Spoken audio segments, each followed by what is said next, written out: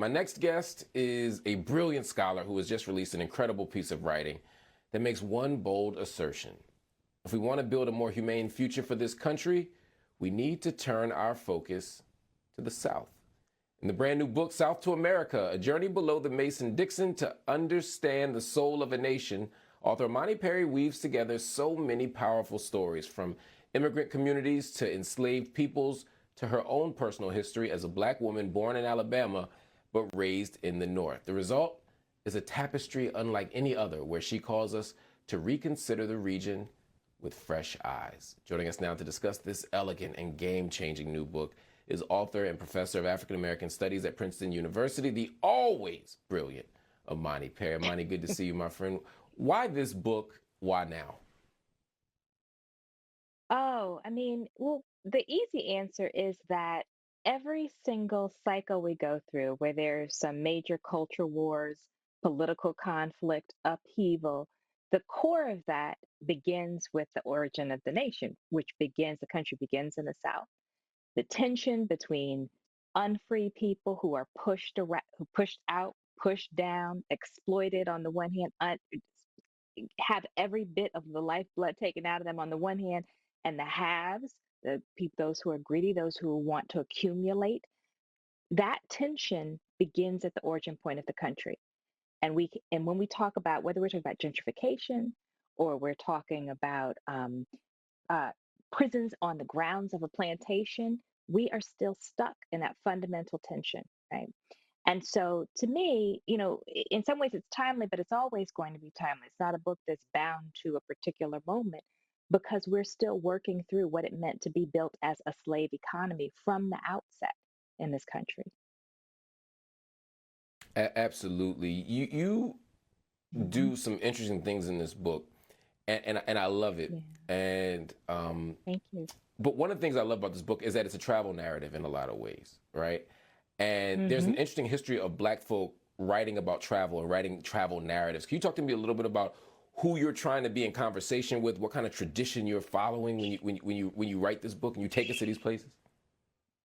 Sure. I think, there's literally hundreds of travel books through the South that have been written since the 1800s, late 1800s, but particularly when W.E.B. Du Bois goes down and Souls of Black Folk, we talk about it as this incredibly important 1903 book in African American studies. It's about his journey south, right? When we talk about Albert Murray, South to a Very Old Place, which is the direct influence, an Alabaman who moved north and goes back home the year before I'm born, a man who was born the year before my grandmother was born.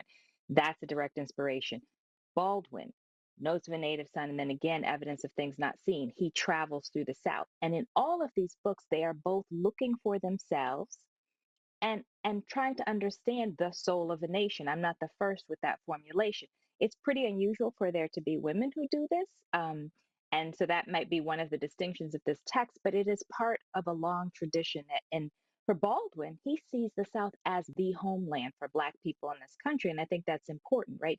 It is returning to the site of the original sin of the nation. You know, there are some times where people write books and they feel like outsiders, like the old school anthropologists that would go to, the continent of Mm, Africa, and blend in, you know. But there's a way that you are distinct in how you write this book. I mean, I think about you mentioned Du Bois. I mean, I think mhm. about Du Bois watching the frenzy of, like, basically like Yeah. what do you call, like a Pentecostal kind of church, right? And he sounds very Hmm. much like an outsider when he's talking to people catching the ghosts, and he's talking about it Yes. like they're aliens. But there's a way that when you tell the story of the South, you don't feel like an outsider. Now, I know you're born in No. Alabama. How much of that is part of this, and how much of it is your affection for the South? How are you able to tell the story of the South in a way that makes the South sound Yeah. so beautiful and so rich? Well, it's home. So I don't come from a great migration to the North family, right? My family was and remains Southern overwhelmingly. There's a handful of us. We didn't go during the Great Migration periods. I was born in the South and we traveled north because my mother wanted to go to graduate school. It's not, so there wasn't this sort of sense of departure and rebuilding. So it is home. But I'm also aware that having lived outside of the South, I am inside and outside simultaneously. I will say, on that point that you made, though, I'm Catholic. I come from a Catholic family. So an outsider to the Pentecostal movement too. The one of the things I say in the book is that if you're a Black Southerner, you're always a little bit Protestant, right? There's things that are in the water that are in the sensibility that are part of who you are, um, con- constitutively.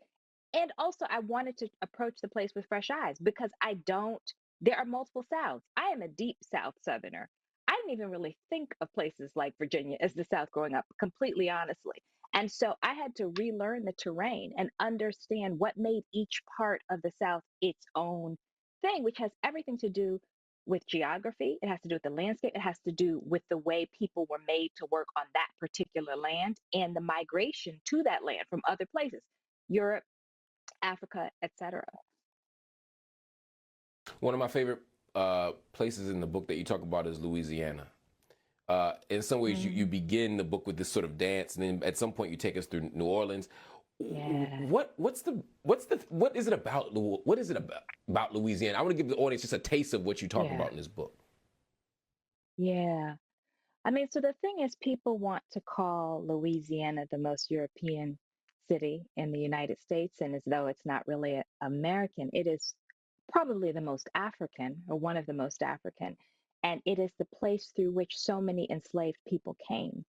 So it was a crossroads, of the transatlantic slave trade. It is a crossroads of the South. So when I go to Louisiana, um, part of the story has to do with some ancestral ties to the city that I don't have an active relationship to. Some of it has to do with my mother was being a young adult there, but it's also about understanding the thread of connection that exists in that crossroads to the rest of the South, understanding that the sweetness of this of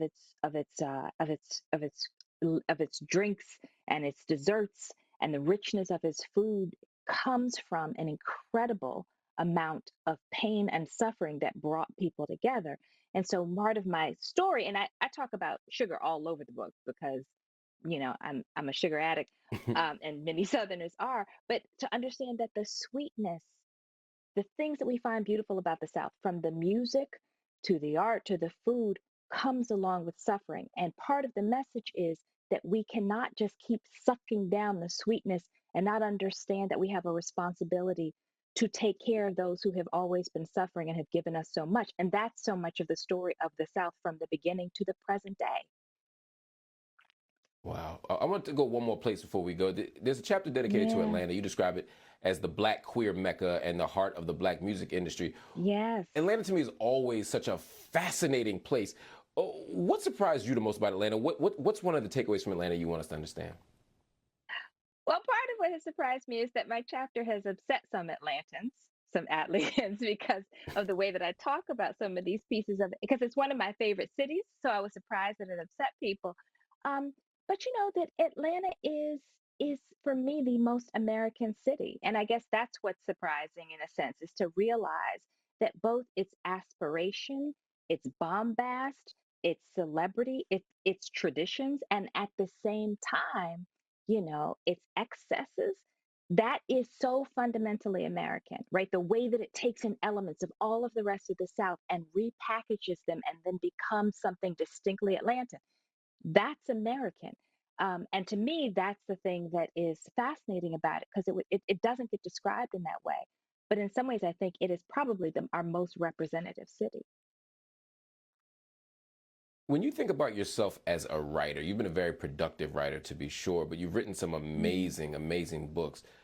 Whether it's books on Lorraine mhm. Hansberry, the Black National Anthem, or Breathe, the letter to your sons. I mean, you've managed to run the gamut. I don't actually know a contemporary writer with your range or in breadth and depth. Is there any who are you?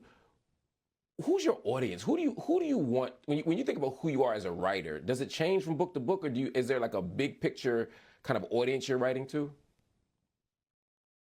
It doesn't, I don't think it changes. I mean, I try to get better as time goes on. I write, and this is really, I don't know how much people comprehend when I say this, but I am writing through the life of my grandmother, and others who came before Hmm. her. I talk about an ancestor named Easter in the book who was enslaved in Maryland, born in Maryland in the 1760s, and what it meant to be a Black woman, ostensibly enslaved, whose parents were even born in the United States before the United States was the United States, and to come of age and have a country made around you as you are imagined as not being worthy of citizenship or any form of legal recognition. And that genealogy from that woman through my grandmother, who was the smartest person I've ever met in my life, all the way down to I'm trying to channel the wisdom that they had alongside the formal training, and the mission that I see myself as being on as a writer, and trying to do something from that place. And then each project begins there. It manifests differently because the questions are different, but the calling is always the same. The calling is always an ancestral calling. Wow. Well, we can feel it reverberating through every page of this beautiful, masterful text. Everybody, I Oh, got to thank tell you, you. I'm an Imani Perry fan, but this book is maybe my favorite of all of her books. The beauty of the writing, the depth of the analysis, and the soul that's in it is just special, y'all. Make sure you check out the book. It's called South to Thank America. you. It's available now everywhere where great books are sold, but of course, especially at independent Black-owned bookstores.